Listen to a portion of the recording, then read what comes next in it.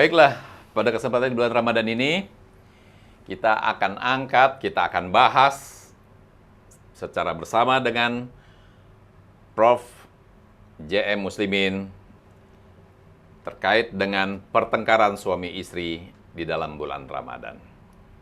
Di mana untuk mengetahui lebih jauh, kita berdiskusi dengan Pak Kiai kita.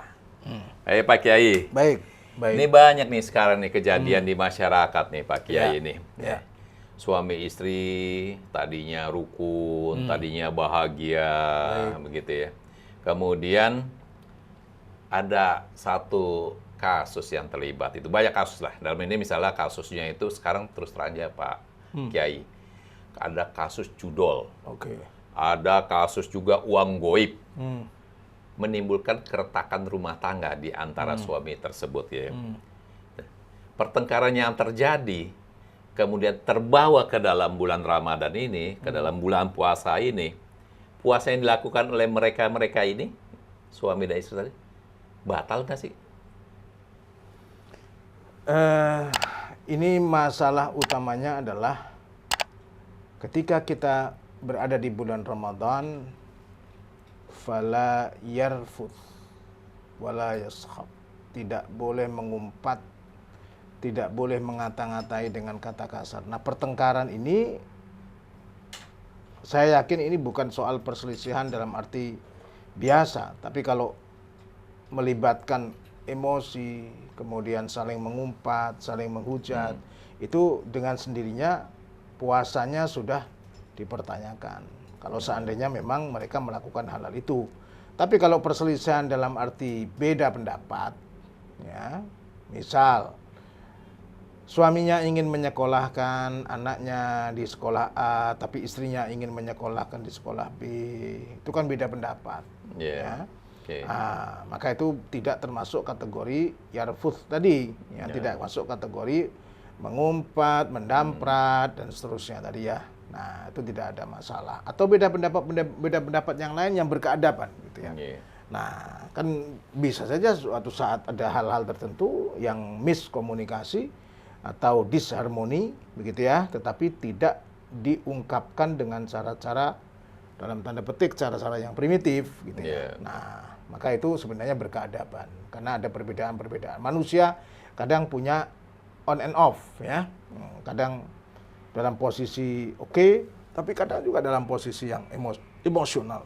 Nah, itu kira-kira. Nah, kategori yang mana dulu ini kan dalam kaitan dengan perbedaan atau perselisihan pendapat tadi. Iya. Tadi diakibatkan oleh adanya permainan judol itu, Pak. Diakibatkan oleh permainan uang goib. Banyak nih. Judol aja levelnya itu bukan cuma rakyat biasa. Sudah sampai tingkat tinggi itu pejabat gitu ya. Ada juga bermain, banyak kita temukan di media sosial. Baik. Si A bermain judol padahal seorang pejabat. Si B bermain judol padahal seorang pejabat gitu. Banyaklah, itu bukan rahasia ini lagi ya. Sudah umum orang tahu di media sosial seperti itu. Nah, akibat daripada permainan-permainan itu tentu kan banyak yang namanya fasilitas tadinya istri memperoleh, istri mendapatkan uang nafkah yang cukup, istri mendapatkan kenyamanan yang cukup, akhirnya sangat berkurang dan bisa saja tidak sama sekali. Nah, mengakibatkan pertengkaran yang terjadi di situ. Nah, pada saat itu dia hendak berpuasa. Pada saat itu si istri hendak berpuasa. Nah, puasanya ini bernilai nggak di mata Allah kalau begitu? Ya, bagaimana orang berpuasa, jangankan dia berjudi, kalau dia mengumpat saja sudah bisa berpotensi membatalkan. Kalau dia berpuasa, dia berjudi, dia tidak berpuasa. Itu sama dengan tidak berpuasa. Karena jelas sekali kalau judi itu kan innamal maisiru wal ansab ridsun min amalis syaitan fajtanibuhu. Jadi kalau dia judi itu bukan sesuatu yang remang-remang, pasti sudah diharamkan. Dia mengerjakan itu pada saat yang sama dia berpuasa. Itu otomatis puasanya tidak bisa diterima karena memang dia melakukan sesuatu yang dapat membatalkan puasa.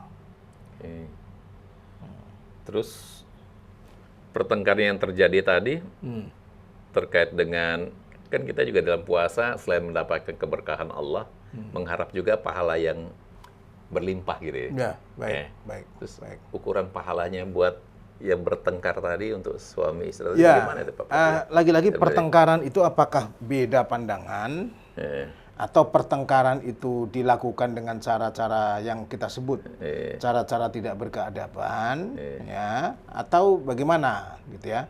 Nah, jadi pada dasarnya manusia ini berpotensi untuk bisa berbeda dengan yang lain.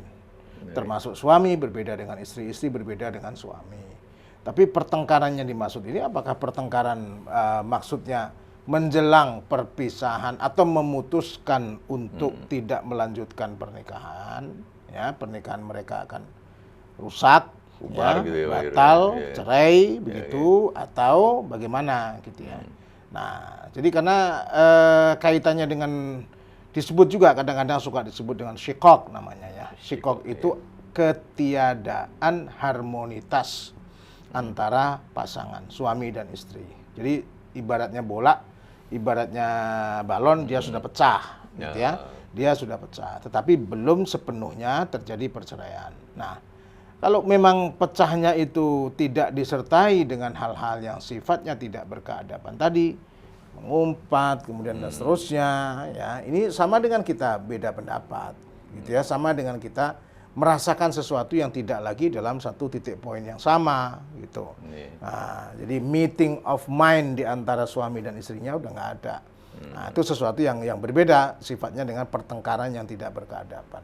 Nah, kalau yang pertama ini tentu dapat dimaklumi, ya, karena kadang terjadi seperti itu. Tapi kalau pertengkarannya adalah pertengkaran yang saling mengumpat, ya, pertengkaran yang sudah di luar kewajaran, ya, ucapannya sudah menyakitkan, gitu ya, dan seterusnya, egonya tinggi, gitu. Kemudian satu pihak memfitnah pihak yang lain, kemudian satu pihak dan seterusnya, ya, maka itu derajatnya sudah tidak lagi disebut sebagai sekedar perselisihan atau perbedaan, tapi itu sudah masuk wilayah-wilayah, ya, kalau kita bahasa pidananya, meski itu wilayah perdata berpotensi menuju wilayah pidana, kira-kira begitu, ya.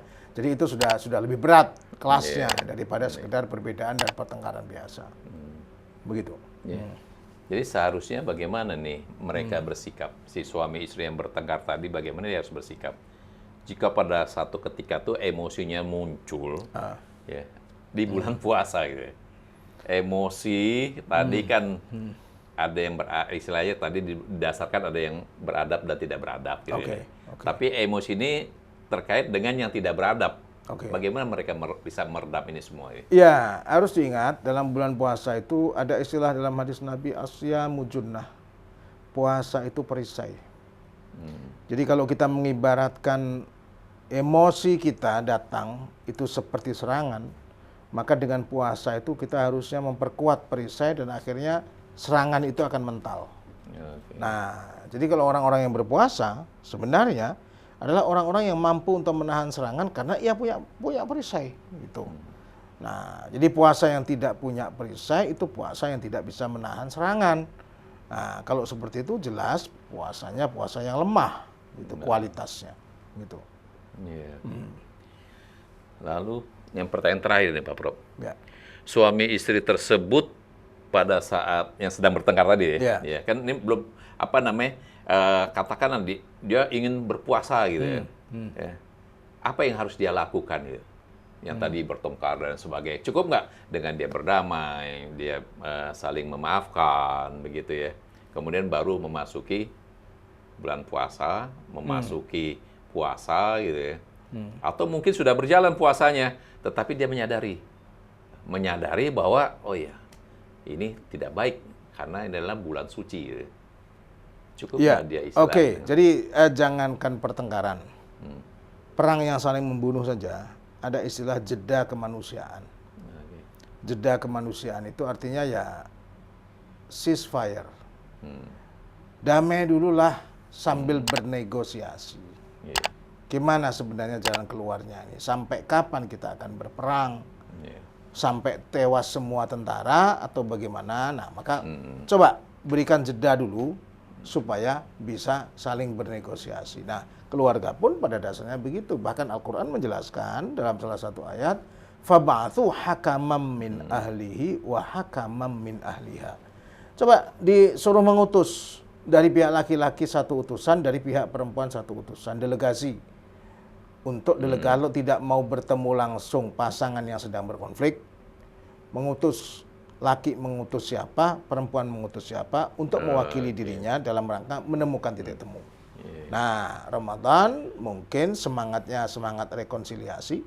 Oleh karena itu, setidaknya coba beri kesempatan supaya delegasi dan utusan masing-masing bisa bertemu, kemudian bernegosiasi ya untuk mencapai kesepakatan-kesepakatan. Syukur-syukur bisa kemudian damai kembali. Nah, bulan puasa sesungguhnya aura dan alam serta pembawaannya bulan Ramadan itu adalah bulan yang penuh dengan kasih sayang. Oleh karena itu amat sangat baik kalau menciptakan jeda kemanusiaan ini supaya mereka bisa berpikir ulang tentang apa yang diperselisihkan dan menemukan solusi untuk rekonsiliasi.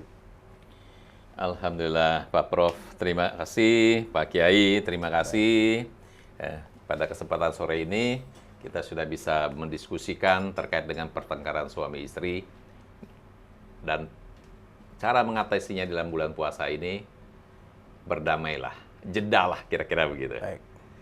Baiklah Bapak dan Ibu sekalian, diskusi kita dengan Pak Kiai Haji Profesor Jaya Muslimin seputar topik Ramadan. Kiranya apa yang sudah kita bahas, apa yang sudah kita diskusikan pada sore hari ini memberikan pencerahan buat kita semua. Sebelum kami akhiri podcast 9 ini, kami senantiasa mengingatkan, tegakkan hukum dan berikan keadilan. Terima kasih atas perhatiannya. Wassalamualaikum warahmatullahi wabarakatuh. Waalaikumsalam warahmatullahi wabarakatuh.